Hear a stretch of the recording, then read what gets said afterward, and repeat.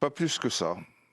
Pas plus de doute que ça. Je pense, alors il est arrivé quand même à un moment compliqué, et ce qu'a évoqué Giovanni, ça me semble être un très gros problème. Nabil l'a dit un peu quand il comparait un petit peu Under, etc., qui a amené beaucoup Oui, la de personnalité, vitesse. en plus. Les latéraux, bon, il y avait ce système où ils pouvaient monter beaucoup, même si Tavares, il y avait beaucoup de déchets, etc. Mais c'est vrai que ça fait peur. Vitinha, j'attendais un peu. Après, Ndiaye, on m'avait dit que c'était un super joueur. À l'opposé, pareil, Sarr. oui, Ah, ouais. mais ils arrivent de première ligue, tu vois, c'est ce que je dis, c'est toujours des paris. Donc ça fait beaucoup de paris quand tu changes 5-6 joueurs. Et si, De championship, ils arrivent. Hein. voilà, ils arrivent ouais, deuxième division, championship, voilà, deuxième division française, championship. Et Aubameyang, bah, c'était un petit pari quand même, parce que les derniers temps, il n'avait pas trop joué, En etc. difficulté à Chelsea. Et donc, quand tu es l'OM, alors des fois des paris ça passe, mais si tu fais autant de paris, si tu veux, le temps que tout s'équilibre, après, c'est sans doute pas des mauvais joueurs, hein, je dis pas ça, mais je dis que là-dedans, tout mettre sur les épaules de Gattuso, je suis pas sûr qu'un autre entraîneur, si tu veux, en ferait mieux, quoi. Donc finalement, il ne fallait pas virer Marcelino. Ah, bah ça, c'est Non, autre fallait chose. remplacer Marcelino quoi qu'il arrive. Ça, c'est autre chose. Marcelino, Ouais, il avait des c'est bons sur le résultats. profil de- Même si, Ah oui. dans le jeu, on comprenait que Ouais. c'était assez heureux. Et Non, même mais on en quoi. regrette. C'était pas- Enfin, on est obligé d'évoquer le passé, mais forcément, on en revient à ce qu'on a vu et qui nous a enivrés du côté de l'Olympique de Marseille. On en revient à Igor Tudor. Donc, Enivré, pas tous Oui, les soirs. moi, Des j'ai soirs, aimé. on dormait, Moi, j'ai aimé. des soirs, Oui, un mais peu, c'était spectaculaire. Non, j'ai aimé. Moi, c'est- par rapport à ce que je vois maintenant. oui, Là, je suis enivré, je te le dis. Oui. Donc, Oui. Gattuso, justement, l'Italien, est Ils en en voulaient conférence plus, de hein, presse c'est ça. après donc la défaite 1-0 de son équipe. On Et les écoute supporters l'entraîneur n'en pouvaient italien. plus non plus. Hein, puisque... De ce match, comment vous analysez cette défaite? Est-ce que vous la trouvez injuste? Vos joueurs ont-ils fait suffisamment ce soir? No, quando arrivano le sconfitte possono essere ingiuste, giuste, però penso che sapevamo che tipo di partita venivamo a giocare qua. È stata una partita che abbiamo speso tanto, ma si sapeva. Di ieri Lens è una squadra che è quella che corre di più nel campionato francese, è una squadra fisicamente molto molto forte, sapevamo che venivano a pressionare tante volte uomo contro uomo. E quello che la partita è stata una partita sofferta, ma sapevamo che dovevamo fare questo tipo di partita. Penso che a livello agonistico, a livello tecnico, in questo momento non dobbiamo fare di più. Questa è la verità. Non ci possiamo permettere di giocare con tanti giocatori sottotono e penso che il problema della partita è stata questa. Abbiamo sbagliato tantissimo tecnicamente e fisicamente abbiamo pagato un po' di fisicità. Dopo, se andiamo ad analizzare il risultato, penso che un pareggio era il risultato giusto, però il calcio è questo, non amo parlare di sfortuna, perché la sfortuna fa parte dei deboli, non è un caso che quando perdiamo le partite li perdiamo sempre gli ultimi minuti, e penso che la parola, secondo me, per chiudere quello che ho detto, è che quello, per la maglia che indossiamo e per quello che stiamo facendo, non è abbastanza. Non, je ne pense pas que ce soit qu'il n'y a pas de défaite juste ou injuste. Grazie. On savait à quel match on devait s'attendre ce soir. On a dépensé énormément d'énergie. On a rencontré une équipe de Lens qui est l'équipe qui court le plus dans le championnat de Ligue 1. On savait à quoi s'attendre. On a eu énormément de duels homme contre homme. Le match était très physique. C'est un match durant lequel nous avons relativement souffert, aussi bien sur le plan technique que physique. On doit faire beaucoup mieux. On doit évidemment penser donc au match suivant.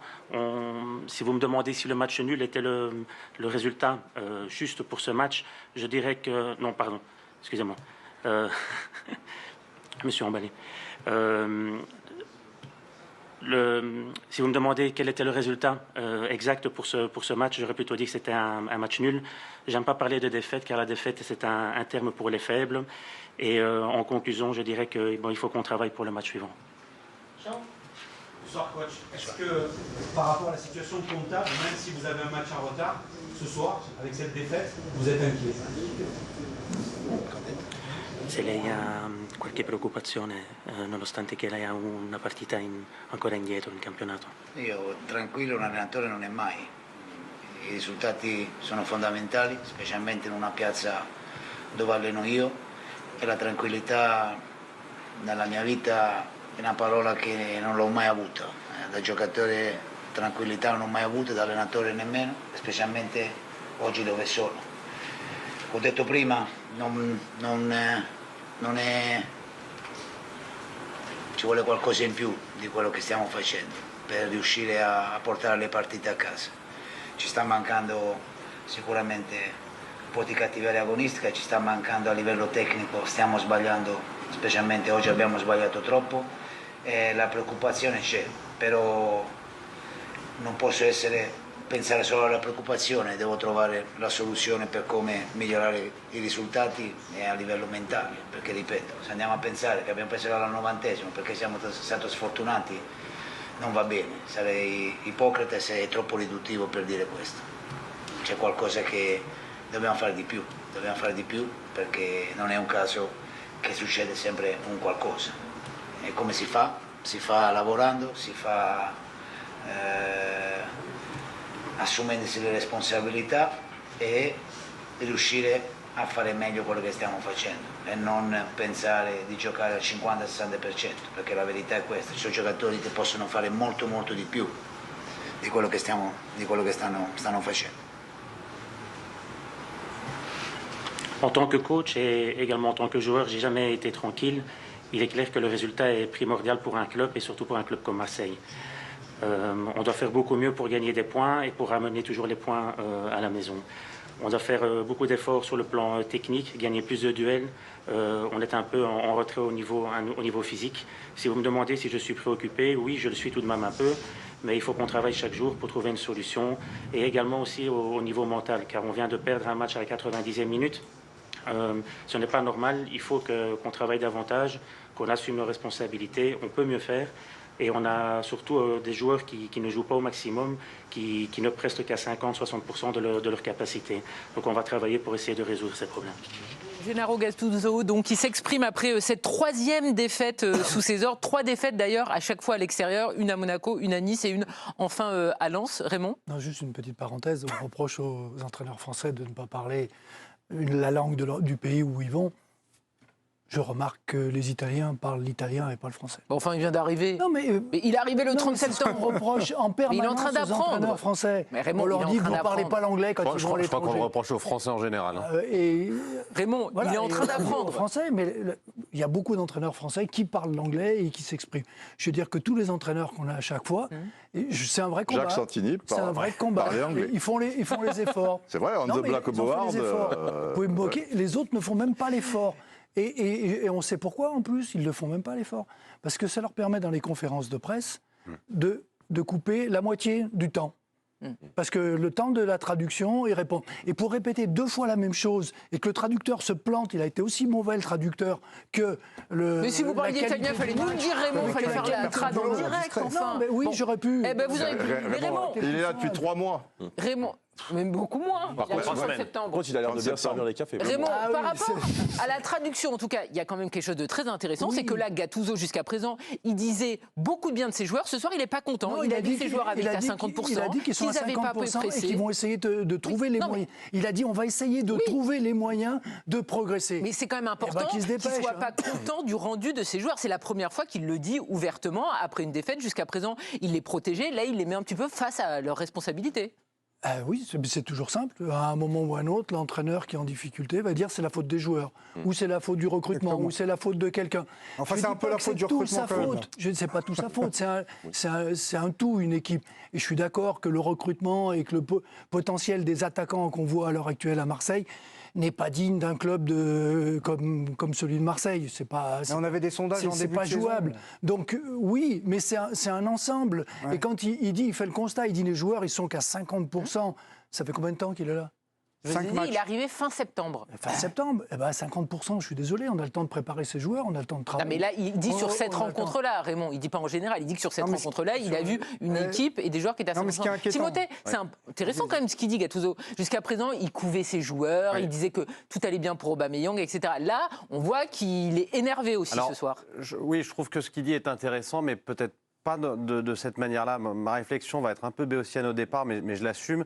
Au regard du joueur qu'il était, je suis convaincu qu'il est capable d'être un meneur d'hommes. Mais je suis aussi convaincu que l'Olympique de Marseille n'a pas besoin de ce profil-là. L'Olympique de Marseille est un chantier où il faut tout refaire, y compris le fond de jeu. Et je ne suis pas sûr qu'à ce niveau-là, Gattuso ait les armes pour le faire. Et c'est là où je trouve que son discours est intéressant, c'est qu'il ne nous parle, encore une fois, pas de football. Quand on comprend l'italien, il nous parle de ressorts psychologiques, de travail, mais il ne nous parle pas de football. Il nous explique que ses joueurs ont été moins bien. Parce que tout le monde parle italien sur ce plateau et personne n'a fait la trad. Justement, il ne vient pas nous donner des solutions, et ça, c'est d'ailleurs le cas depuis le début. Il ne donne que des solutions, on va dire, guerrières, quelque part. Il faut donner plus. Je trouve que mes joueurs, on perd les matchs. Ce que donnent tous les entraîneurs dans les conférences de presse dans ce genre de situation. Lui un peu plus quand même. Il y a quand même des entraîneurs qui parlent de foot. On peut penser ce qu'on a de Marcelinho, il avait le mérite quand même de parler de football. Je pense qu'en fait, dans les conférences de presse, après une défaite... Pour revenir à la question de savoir s'il y a un doute sur Gattuso, moi le doute il est là. Meneur d'homme, ok, mais est-ce que c'est ce dont tu as besoin, Marseille? Non, ils ont besoin de beaucoup plus que ça. À un moment, le Naples du début, il jouait très très bien, hein, et les joueurs l'adoraient. Après, ça s'est un petit peu gâté. C'est encore un jeune entraîneur. Non, moi, je ne suis pas sûr que ça soit... Didier, parce qu'il est toujours dans le même registre. Il est sur l'énergie. Et l'énergie, je veux dire, meneur d'homme pour, Raymond, sur l'énergie, quand il y a des attaquants comme ça, oui, mais je veux dire, je suis d'accord avec. Ils en manquaient même d'énergie. Je veux dire, quel est le fond de jeu? On le voit pas. On ne voit pas de progression, on n'a pas une idée de comment il joue. Mais si je te parlais, si je comprenais tous les fonds de jeu des équipes de Ligue 1... Lens, tu l'as dit toi-même, Didier. C'est compliqué en ce moment. Tu l'as dit toi-même, Lens, ils l'ont. Oui, Lens, ils l'ont. Ils l'ont. Mais Francaise, il n'est pas là depuis 3 mois, quoi, si tu veux. Et avant d'être entraîneur principal, il était entraîneur, il était déjà à Lens. C'est le revers de l'entraîneur aboyeur. Je veux dire, voilà, il y a des entraîneurs constructeurs et l'autre aboyeur. Mais aboyeur, ça dure qu'un temps. Même si le... Oui, mais Tudor était aboyeur et vous le regrettez tous si vous enivrez. Il n'était pas que ça. Il faut être raccord. Ah oui, mais il était aboyeur, oui ou non? Oui, mais il était aboyeur. Donc il n'y a pas... Vous mettez les gens dans des cases. Moi, je ne suis pas d'accord avec vous. Que aboyeur. Ludovic, est-ce que vous avez l'impression qu'on a un entraîneur que aboyeur et Gattuso? Est-ce que vous avez l'impression que voilà, il y a du mieux ce soir? Par exemple, il a tenté Vitinha à la place d'Aubameyang. C'est la première fois en Ligue 1 qu'il choisit Vitinha plutôt qu'Aubameyang. Par exemple, ça n'a pas marché. Il a tenté, ça n'a pas marché. Oui, mais on peut éventuellement lui trouver des circonstances atténuantes sur le fait que finalement, cette équipe elle a été construite pour jouer le jeu de Marcelino. Donc ça, c'est déjà un fait. C'est-à-dire qu'il arrive avec une équipe qui n'est pas forcément fondue dans le moule pour lui, pour son football à lui. C'est quoi son football à lui? C'est son 4-3-3, on le voit bien, plutôt attentiste. Allez, on y va, les gars. Plutôt attentiste. J'ai un super vestiaire. On essaye de défendre en avançant. C'est des hommes. On essaye de jouer sur la vitesse des ailiers. Aujourd'hui, il y a un constat qui est simple. Lorsque vous regardez les matchs et le match de ce soir, qu'est-ce que vous pouvez faire là? Imaginez juste comme ça là pour se dire, on tente des choses. Moi, je me dis, début de saison, Klose, quasiment le meilleur homme. Je vois Lodi ce soir, à chaque fois qu'il est dans les 30 derniers mètres, il distribue les galettes. Le centre qu'il met à Harit en retrait, donc c'est un garçon qui doit être déjà un cran plus haut. Tu avais une base défensive qui fonctionnait plutôt bien et qui avait des repères avec Tudor à 3 derrière. Pourquoi tu ne joues pas à 3 derrière avec tes 2 pistons qui sont tes éléments qui sont plutôt pas mal, un cran plus haut, Harit en 10 parce que c'est lui le changemaker, c'est Harit en ce moment qui fait le boulot, et tu joues avec 2 attaquants. Donc vous voulez revenir à Balerdi, Gigot et mais il y a des choses qui peuvent être tentées sur du pragmatisme, en regardant un peu les choses, en se disant tiens, lui il est peut-être meilleur là. Tu parles de moi là? Oui, mais toi tu es bon partout, donc je te mettrai partout. Mais il y a des choses à faire comme ça là dans l'instant T pour essayer de rétablir un petit peu l'ordre, pour remettre cette équipe en marche. Et cette équipe, elle a besoin de repères, elle manque de repères, concrètement. Là, si tu mets 2 garçons, Kondogbia, Veretout, parce que Veretout fait encore un très bon match, je suis sûr que Kondogbia va monter en puissance, Harit un tout petit peu devant comme homme libre, 2 attaquants. Pourquoi tu n'essayes pas 2 attaquants? Tu essayes ou Aubameyang ou Vitinha, pourquoi tu ne mets pas les 2? Il part du principe que tu mets pas les 2? Ça marche pas. Mais qu'est-ce qu'on en sait? Il n'est jamais essayé. C'est ce qu'il a expliqué, en tout cas. Non, mais globalement, des fois, on fait on fait des thèmes où on nous demande qui sont les responsables, les joueurs, l'entraîneur, la direction. Bon, c'est vrai qu'on peut en partie tomber sur Gattuso parce qu'on sent... On lui a pas mis le couteau sous la gorge pour faire jouer Correa ce soir. Je suis d'accord avec toi. Voilà. Mais là, moi, si on me demande, là, au point où on en est, là, Gattuso, je veux bien, on peut en discuter, je vois pas d'évolution positive. Son discours full metal jacket, ça va 2 minutes, je pense que ça va pas suffire. Et c'est des leviers qui, à un moment, les joueurs, de toute façon, ça leur passe au-dessus de la tête. Non, ils ont pris des noms, mais ils ont pris des joueurs rincés, en fait. Des joueurs, non mais c'est la vérité. Longoria. Ouais, ils ont pris des noms. C'est-à-dire qu'en gros, quand on les a vus arriver, on avait ici, en début de saison, est-ce que l'OM va jouer le titre ? C'était ça les débats. Mais en fait, ces joueurs-là, quand tu réfléchis un peu, tu peux faire un pari sur un joueur, des top joueurs en échec, mais un. Mais là, aujourd'hui, Sarr, il était relégué en Championship, donc c'est pas Liverpool qui est venu le chercher. Aubameyang, Karine, tu as raison. Il est méconnaissable. Il était à Chelsea. Je viens de dire ça il y a un quart d'heure. Je t'ai pas écouté en fait. Pas écouté. Ben, tu devrais écouter, on gagnerait du temps. Mais bon. C'était exactement avec ces mots-là ou pas ? Non, pas loin. C'était.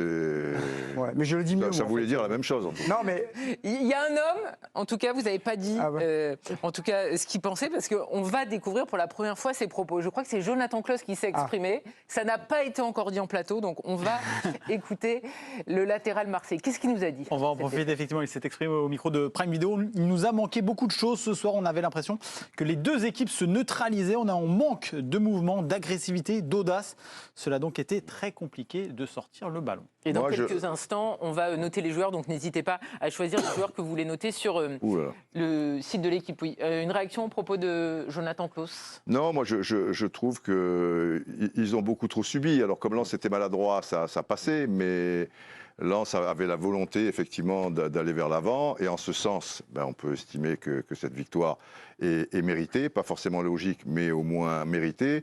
Et j'ai trouvé des Marseillais très, très frileux quand même, si tu veux, tu vois.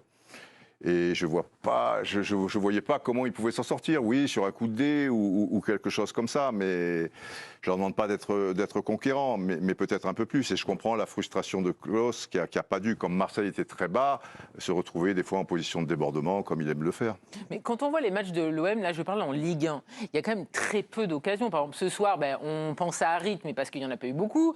Contre Lille, on pense à Harit aussi, d'ailleurs, je crois qu'il en avait eu. Non, mais Harit, c'est le meilleur devant, mais c'est celui qui se retrouve par la force de l'image. On pense à Aubameyang, mais en fait, c'est deux occasions. Le problème que peuvent avoir certains coachs, et moi, j'ai déjà été dans cette position-là à un niveau moindre, effectivement, mais c'est vrai qu'on est toujours obsédé par la recherche de comment bien défendre, l'équilibre de l'équipe, mais parfois bousculer un peu les codes. C'est-à-dire que jouer Lens, quand tu es arc-bouté comme ça, et on l'a dit, ils ont été maladroits ce soir, mais non, on l'a vu que l'esprit d'entreprise, Giovanni a cité l'esprit d'entreprise, c'est Lens qui met l'esprit d'entreprise aujourd'hui. Donc forcément, quand tu es plus entreprenant, quand tu crées des choses, quand c'est toi qui à un moment donné, tu as plus de chance, à un moment donné, les probabilités, elles penchent en ta faveur.